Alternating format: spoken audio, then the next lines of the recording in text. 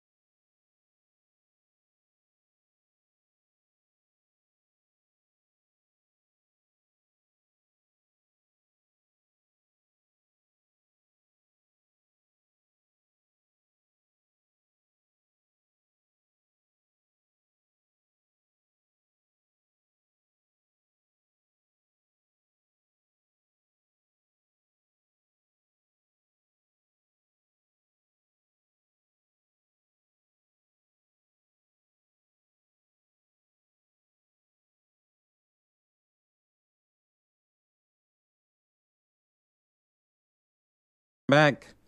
The Tony Okocha-led All Progressives Congress APC in Rivers State has declared that even if the suspended governor of the state, Siminalayi Fubara, joins the party, his sins will not be forgiven. Okocha said this during a media conference in Abuja today. He said the sins of the suspended governor are not political, rather against the people of Rivers State, according to the judgment delivered by the Supreme Court. He said the APC leadership in the state is not worried that Fubara is seen with the president during his Salah visit. Okocha further said that he is not aware of any ongoing reconciliation between the suspended governor and all the stakeholders in the state. Somebody who had played and is still playing at the epicenter of all of these in Rivers State, I am not aware of any reconciliation or reconciliatory moves by Fubara and his team. On the 29th of May, when a steel team went to somewhere, he was assuring them that he will soon return, and that when he returns, that they should all be calm. And when he returns, all of them will go back to their offices. It's the reason majorly why they are busy in the grandstanding. As Nigeria prepares to mark 26 years of uninterrupted democracy on June 12, some residents of Port Harcourt are only hoping for the restoration of democracy in their own backyard. As you may know, Democracy Day is a public holiday in Nigeria commemorating the restoration of democratic governance. It marks the anniversary of the historic June 12, 1993 presidential election, widely regarded as Nigeria's freest and fairest poll, which was annulled by the military regime at the time. But in Rivers State, the spirit of democracy appears to be under strain. The state has been under a state of emergency for the past 2 months following a political fallout that saw the elected governor, Siminalayi Fubara, and his cabinet placed on suspension by President Bola Tinubu in response to escalating tensions. This unusual development has sparked concerns among residents, some of whom believe it undermines democratic principles. Speaking to our correspondent, a number of Port Harcourt residents say they are hoping President Tinubu's Democracy Day address will bring an end to the state of emergency and restore normal democratic governance in the state. Others have voiced disapproval over the sole administrator addressing the people on behalf of the state governor on Democracy Day. They argue that such a move does not reflect the democratic values Nigeria is meant to be celebrating on June 12.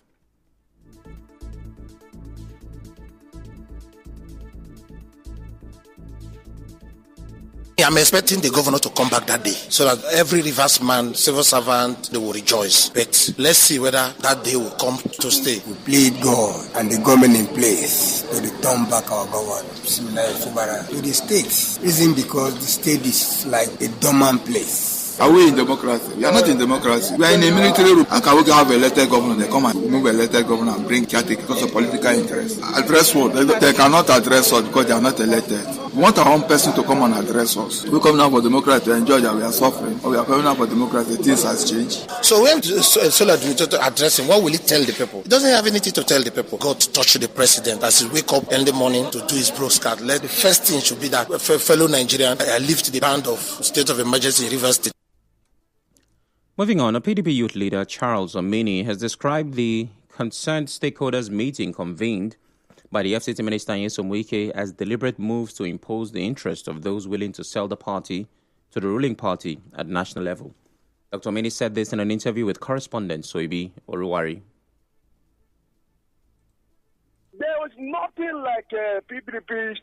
What you saw was just a jamboree. Did you see the national executive of the party there? The youths of this party will take back their party at the right time. We've given the elders of the party long road to draw, see how they can meet, look at ways where there will be dialogue and to rebuild the party. But all what you see everybody doing is selfish interest to their pocket. So Samuel is there because they know the game they are going to play. There's nothing like party whatever. It was just a clique of friends who came together and said, what interest are they representing?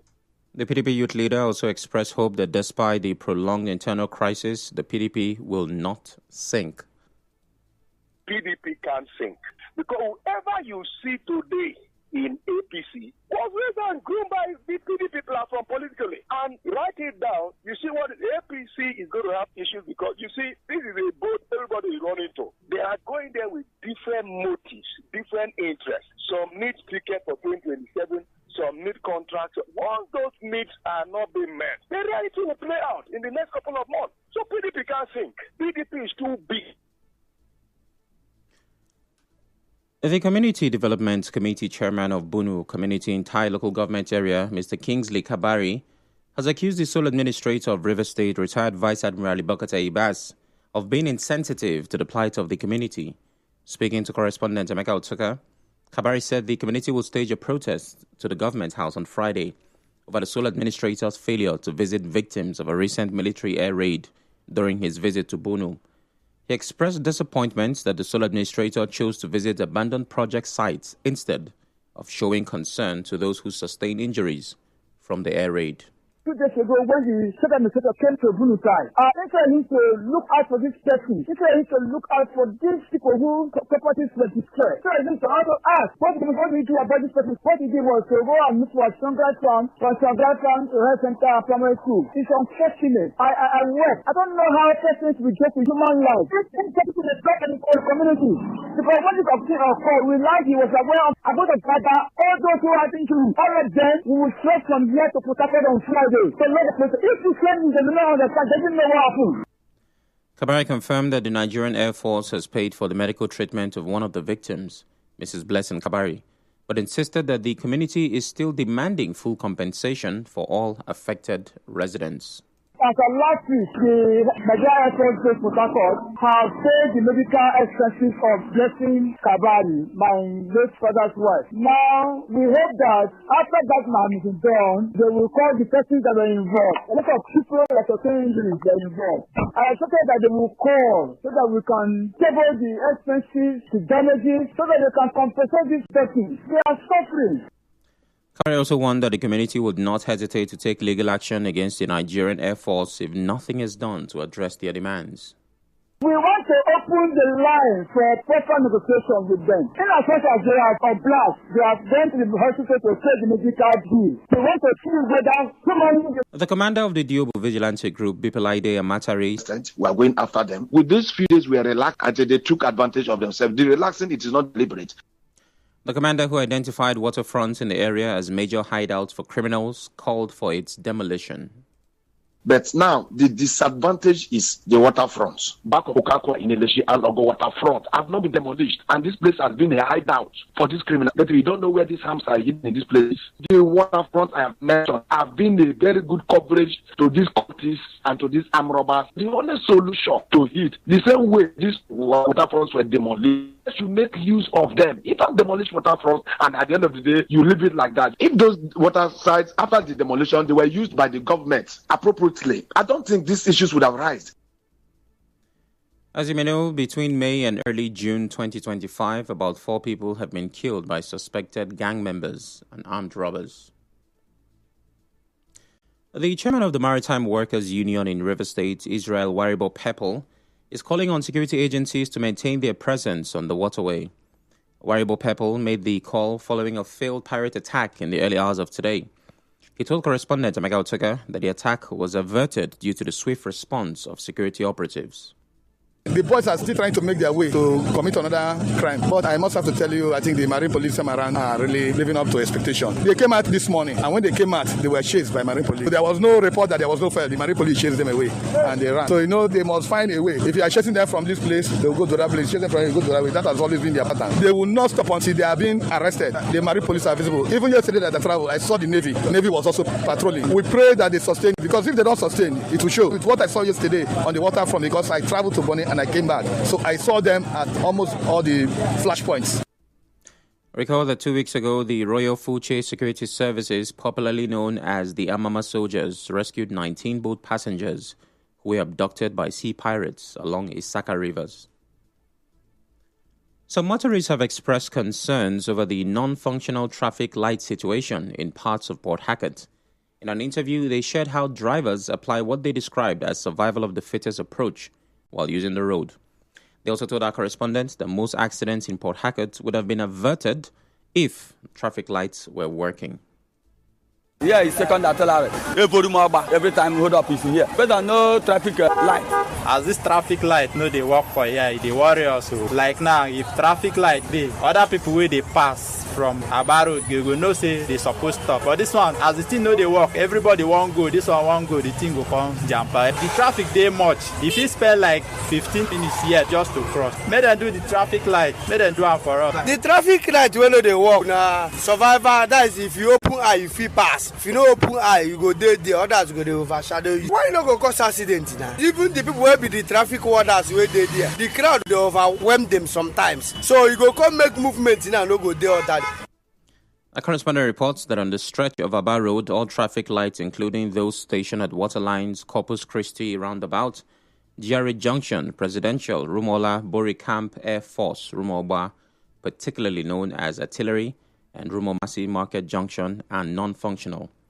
Aside from the traffic light at location roundabouts along Gozuaba Choba Road, others stationed at Ikoku and other George flyovers are also non-functional. Still to come, FCT Minister renames International Conference Center after President Tinubu. Stay tuned.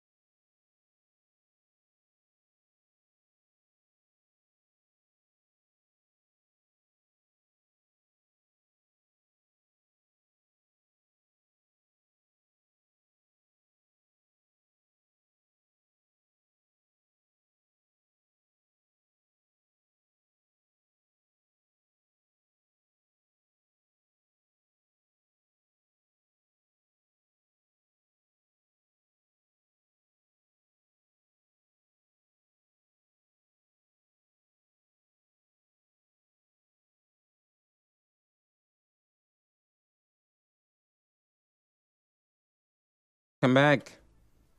FCT Minister Nyesom Wike has renamed the Abuja International Conference Center as the Bola Ahmed Tinubu International Conference Center. The minister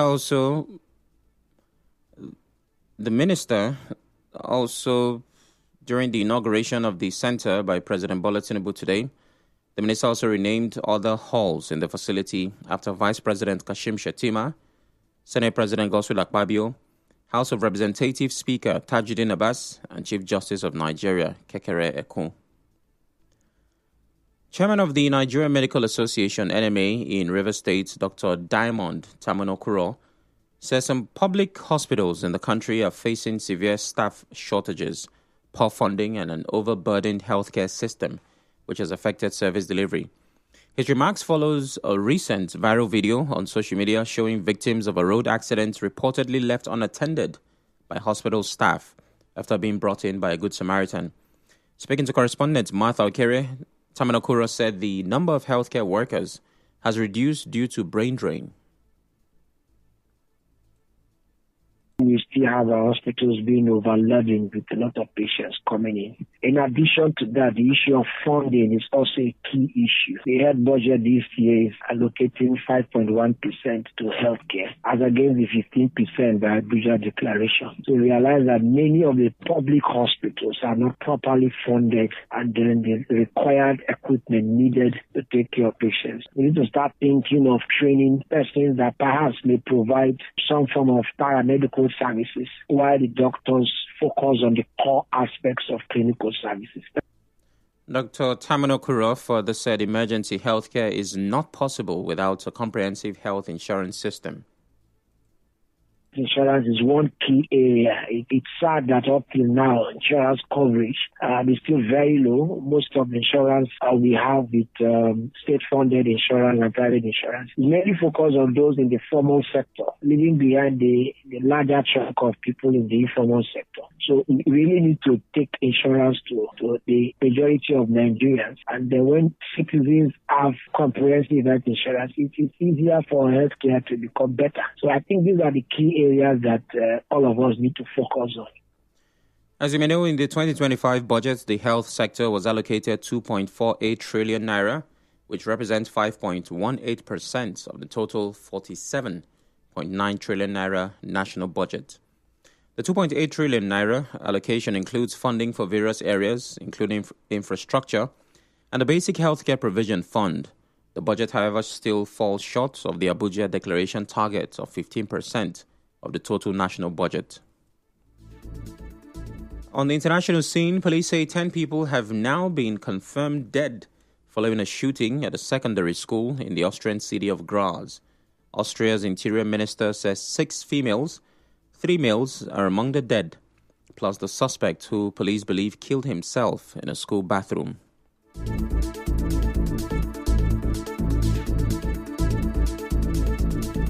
On the news this evening, you heard Tony Okocha led Rivers APC, said Governor Fubara's sins will not be forgiven, even if he joins the party. Rivers Committee leader has accused sole administrator Ibas of neglect. Motorists are lamenting non-functional traffic lights in Port Harcourt. The FCT Minister Nyesom Wike has renamed the International Conference Center after President Tinubu. On the foreign scene, the number of those killed in Austria's school shooting has risen to 10. The news was edited by Onyeka Chinwosu. To reach the news team, send an SMS or WhatsApp to 0808 721 7215. I'm Sam Chinedu. Thanks for listening.